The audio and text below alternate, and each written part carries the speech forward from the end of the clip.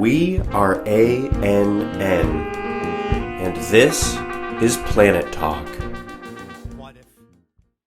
Hello, and welcome to today's installation of Planet Talk for the Archetypal News Network.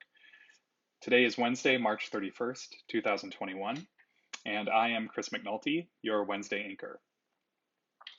First and foremost today, I need to acknowledge that it is Transgender Day of Visibility, and to my trans friends, chosen family, and siblings of the human race, I support you, I love you, I see you, and I am grateful for you. I have a couple things to talk about in terms of trans justice in my new segment, but I wanted to lead off with that. Currently, I am sitting under a waning gibbous moon after the full moon that took place this past Sunday. The moon is currently in the sign of Scorpio, and it is in a trine to Mercury and Neptune in Pisces, as well as in a square to Jupiter in Aquarius. This is the phase of the moon when that which came to fruition or which blossomed at the full moon is now being integrated or disseminated or conveyed or shared with the world or brought into your regular routine. The full moon is a time when things really mature, and now is the time when we start to make that a part of our lives or our community. This full moon was analyzed by Danielle in her segment for the Archetypal News Network, so I highly recommend that you see her analysis, which was incredible, on the Archetypal News Network channel. But I will say, in agreement with her, that this full moon had a very Venusian quality, both because the full moon took place in the sign of Libra, which is the air sign of Venus, but also because it took place in opposition to Venus in Aries, which is currently conjunct the Sun and Chiron. For me, this full moon showed up as a time for reflecting on the balance that I have between my relationship and my own creative work in the world. Personally, this happened across my 10th and 4th house axis, which is the axis of career or social standing, and home, 10th house to 4th house.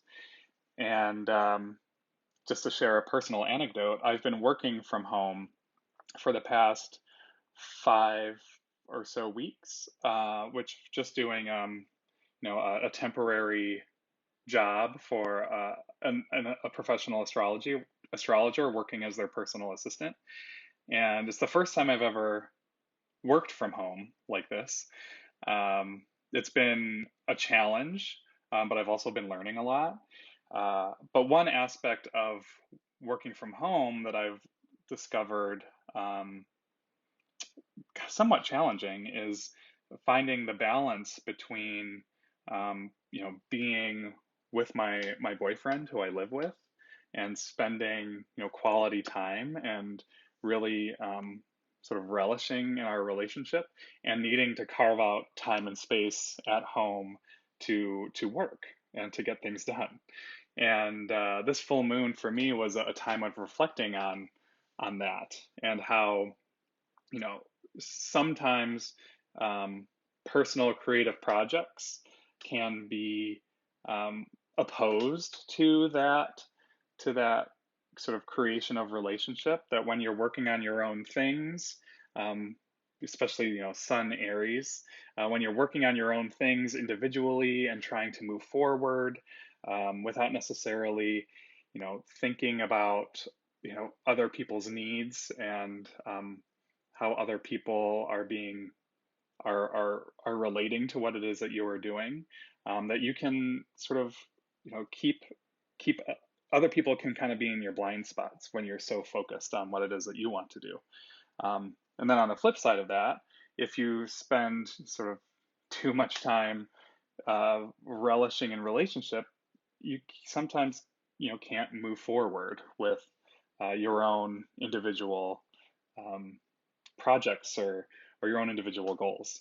So for me, this full moon was a time of just reflecting on how those two aspects of my life um, can live in harmony and can support one another, can sit in a dynamic tension. And by finding that balance, um, I can progress in both of those areas of my life. So it was a big full moon for me, just sort of reflecting on where I'm at. I hope it was a, a an equally helpful time for you. And right now, with the moon being in Scorpio, I'm starting to integrate what I learned at this full moon. You know, like carving some space time aside to get my things done, so that I can then spend time with my partner in the evenings. And I'm also noticing how the time that I spend with him and the support that I gain there is moving into the work that I am doing individually. Um, with the moon being in Scorpio right now, I'm kind of you know digging deep into the emotional experience of what it's like to be in partnership and pursue my own goals. And yeah, so that's just a personal share. Currently, the moon is in a square to Jupiter in Aquarius. Moon square Jupiter can show up as sort of like feeling big emotion, um, spending spending time kind of relishing in home, relishing in the things that make you feel safe, and really feeling those at almost like they can surround and consume you a little bit. The moon being in Scorpio and a square to Jupiter in Aquarius, there can be a bit of a tension between your own deep emotional needs, and the safety and the security that you can find in your own shadow, even, and a tension between that and sort of like the greater societal objective needs um, for folks who for pursuing social justice. Aquarius is a major sign around um, of being aware of and advancing the needs of those who are sort of outside of the center, those who are marginalized. Um, and I definitely experienced that as I was reading through the news. I'm about to share some of the stories that I discovered that kind of created a gestalt for me about where we are in the United States in particular right now, with social justice issues. Um, the moon in Scorpio is in a trine to Mercury Neptune, which is a really wonderful time to sort of embody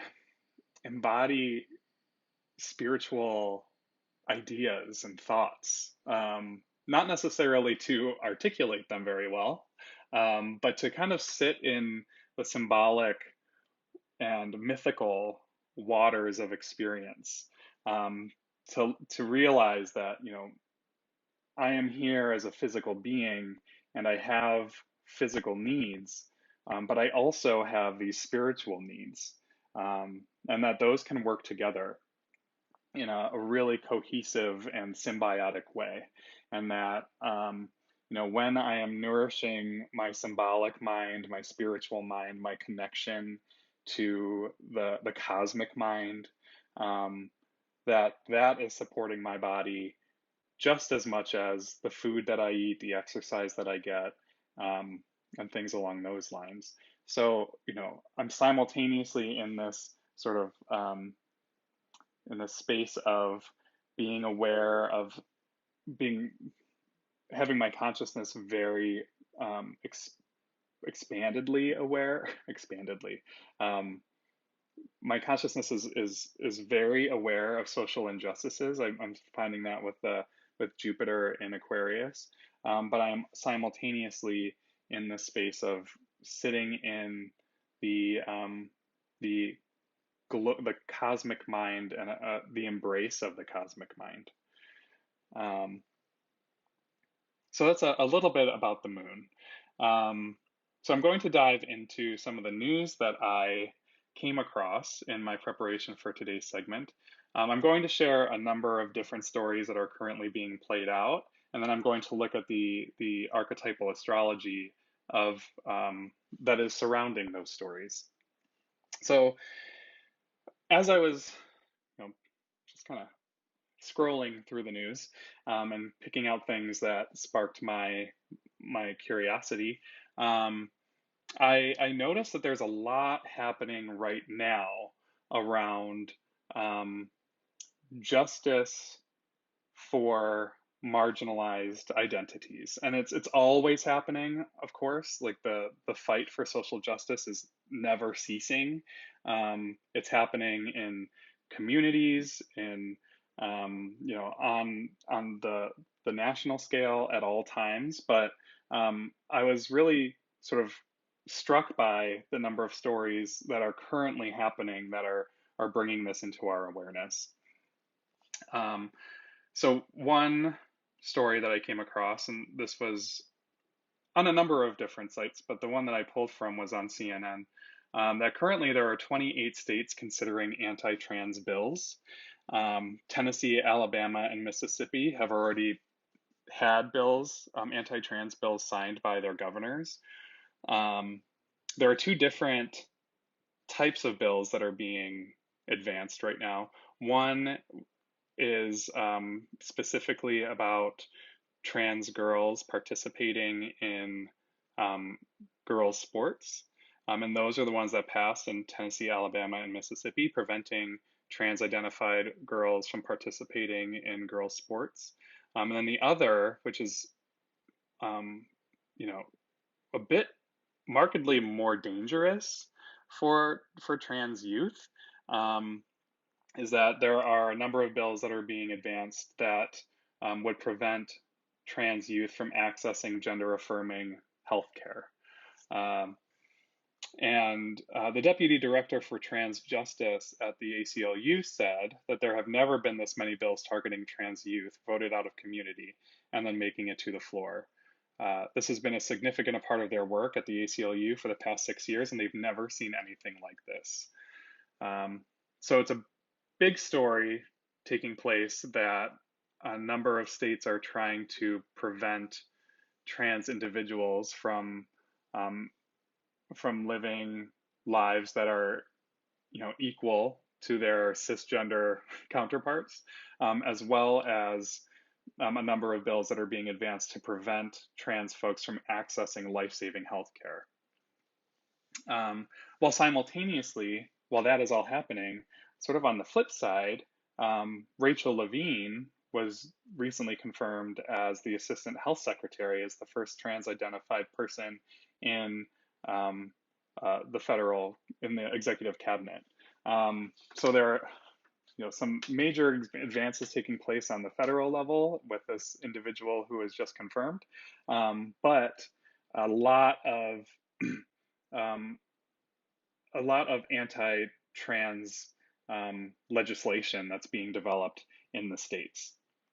So that is one area of social justice that I came across multiple times as I was looking at the news. The next area of social justice is specifically for the Black community. The Derek Chauvin trial is currently taking place. Derek Chauvin being the police officer who killed George Floyd back in May 25th of 2020. And there's a lot of attention being paid to this, obviously, because that was the event that sparked national protest and a national reckoning on race relations here in the United States. It sparked months and months of Black Lives Matter protests in cities all across the US and all across the world. And it sort of unleashed another wave of social justice um, fervor amongst Americans and people all across the world. So there's a lot of attention being paid to this trial. One thing that showed up for me as I was perusing was a video of the Floyd family attorney, Benjamin Crump. He said that in the video, he was standing outside of the courthouse and he said, we needed to pray for this family, the Floyd family, but we also needed to pray for America because this is a seminal moment, a landmark moment in American history. It's a time, for justice to be had.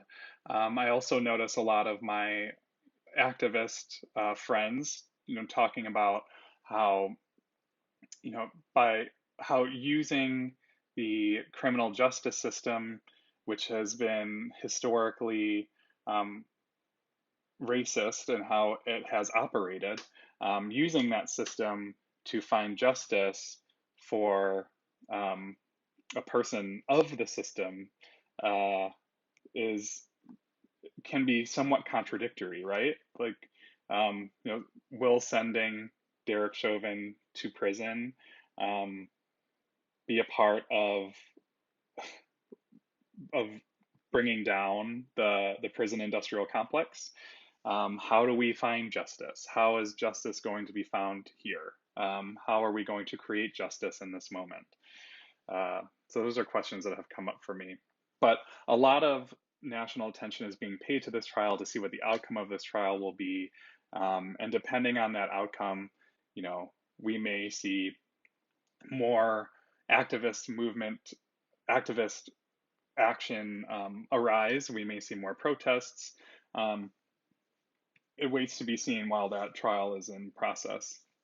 In addition, Georgia has a voter suppression bill is being put forth in Georgia to be signed by the governor there. This bill would add new voter ID requirements. It transfers power from the localities and the counties uh, to manage their own elections. It transfers power from them to the state of Georgia. It also makes it illegal to pass out food and water to people standing in line. So after the shift of power from Republicans to Democrats in Georgia, after that historic movement happened, um, there was a marked attempt to prevent voters, which, whenever voter suppression is involved, it specifically prevents people of color and poor people from voting, is being advanced within that state. And then the other stories that I came across had to do with the increased awareness of violence against Asian Americans. Um, since the shootings that took place in Atlanta, um, and lots of stories of individuals in San Francisco, in New York, in places all across the country who have been targeted by racist violence. Um, a lot more national news coverage is finally being paid to anti-Asian American and anti-Pacific Islander violence ever since COVID erupted here. And the Trump administration and Donald Trump himself labeled the virus as the China virus. A lot of an increase in violence against Asian Americans has been decidedly seen. Time just published an article about the missing history of Asian Americans. There was a rally in San Francisco this past Friday to bring awareness to this issue. So, as I'm looking through the news, I'm just like, wow, there is a lot happening in the realm of um, social justice work, a lot of awareness, a lot of national news coverage going to specifically these three communities: the trans community, the Black community, and the Asian American community. And as I'm looking at the astrology, um, this sort of like gestalt awareness that has been brought to um, national news coverage, I'm seeing a lot in, well, first of all, the Saturn Uranus square, right, that we're living in for a while, that is sort of like the that is setting the tone for everything that's happening right now. This tension, this sort of like pull back and forth between, we're going to do things how we've always done them. But no, we need to do things differently. We need to innovate. We need to move forward. We need to advance. There is this pull between these two archetypal influences that are happening. Um, with the anti-trans bills, there's this conservative movement to define gender as, if you're assigned male at birth, you are expected to present as a male, you are expected to identify as a male, and you're expected to be attracted to people, to women. If you're assigned female at birth, you're expected to present as a woman, as a female, you're expected to identify as female, you're supposed to be attracted to men. There's this conservative pull to define gender based on biological um, characteristics that even the experts say cannot be pinned down the way that people think they can, right? So there's this pull to to really define away trans existence by saying that this is God created Adam and Eve. There's this this staunch traditional desire to uphold the power structure by pretty much defining these people away. Whereas there's also this strong movement as more and more trans individuals have moved into more visible places. Like I'm thinking of Laverne Cox. I'm thinking of Janet Mock. I'm thinking of Rachel Levine. Um, People who are now in positions of visibility where you can see them and you're like, oh, these people exist. So how does that change? How does that evolve the way that we need, as a human species, need to start thinking about gender? And how do we reorganize our society, which has been built on this gender binary for so long?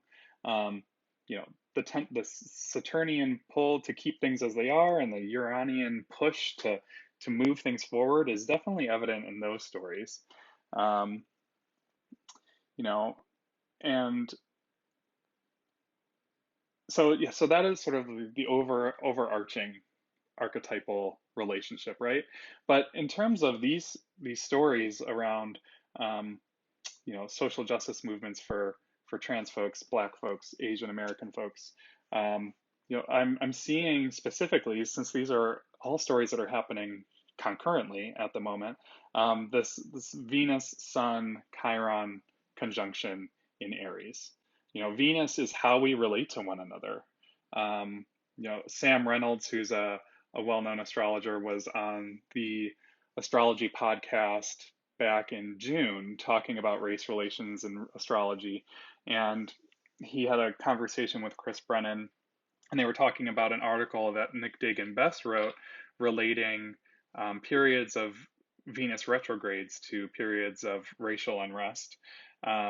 So this conception of Venus in terms of civil categories came to me really through them. So I want to give credit where credit is due.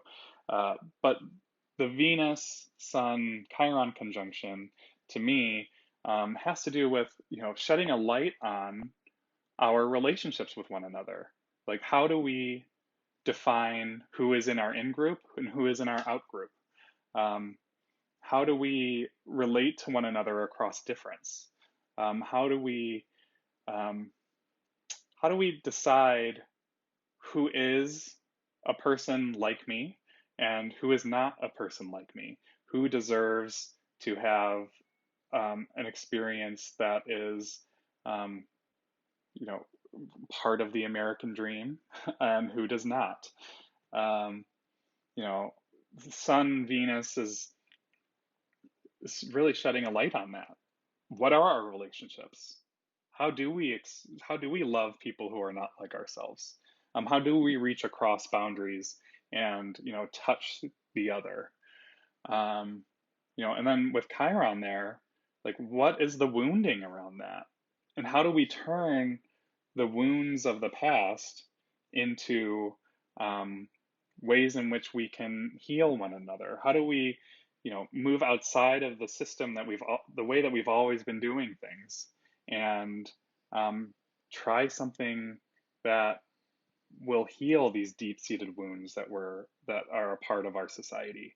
As the United States is going through its Pluto return, and all of these sort of like dark and painful and oppressive parts of our society are being brought up to the surface and kind of erupting volcanically in many different places as our society is transitioning.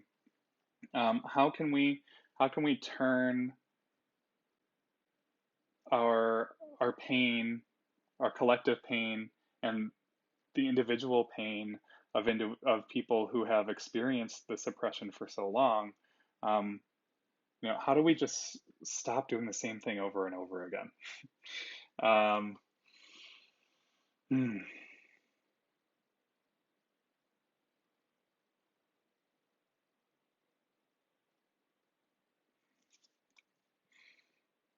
um, Another thing that I'm looking at is, so Venus, Sun, and Chiron are in the sign of Aries, which is ruled by Mars. Mars is currently in a conjunction with the North Node in Gemini. Um, the nodes are the points in the sky where eclipses occur, and we'll be moving into eclipse season in May. And eclipses are when major shifts happen. The North Node has to do with what we are being pulled towards. The North Node in our chart, our natal chart, has to do with our a lot of astrologers related to your dharma, like what it is that you're here to be challenged by and what it is that is going to help you grow on your own spiritual journey. Collectively, the North Node has to do with sort of our societal movement forward. Um, Mars conjunct the North Node in Gemini, to me, has a lot to do with how do we find courage in the information that is being shared. How do we let that fuel us? How do we read the news and see what's happening and let that fuel us to have some sort of desire to fight for a new world? Um, Mars conjunct the North Node in Gemini is ruling this Venus Sun Chiron conjunction, and I like to think that as we learn more and more, and as we can see visibly more and more, how our society has been built around the oppression of other people in order for power to be maintained. As we reflect on how relationships are defined um, within the society, how they're defined for us before we even have the cognitive ability to to analyze for ourselves. Um, you know, I like how do we use that information? How do we use that awareness? Um, I'm really feeling the Mercury Neptune right now. As I it's I'm looking at this and I'm feeling it more on a symbolic, mythological level than I am in an objective, analytical, articulate level. So I hope that what I am sharing is coming through. I would like to end this segment by sort of like a call to feel these current transits. Um, you know, to use this moment as the sun is conjunct Venus and Chiron in the sign of Aries to use to see to see the sun to to bring to shed light on uh, the relationships that you have. How are they formed? Who do you have relationships with? Who do you not have relationships with? Who have you never had a relationship with? Um, whose experience have you never heard firsthand? Um, how are the societal categories that are set up for us, whether it be race, gender, sexual orientation, ability, socioeconomic status, education, all of these sort of strata that we are placed into, how do we relate to one another through those without ignoring them? And how do we acknowledge the vulnerability, Chiron, that is inherent in in seeing our relationships and use that for healing? Um, that is my offering during this transit, and I hope that it serves you well. May your fire burn strong and your words ring true.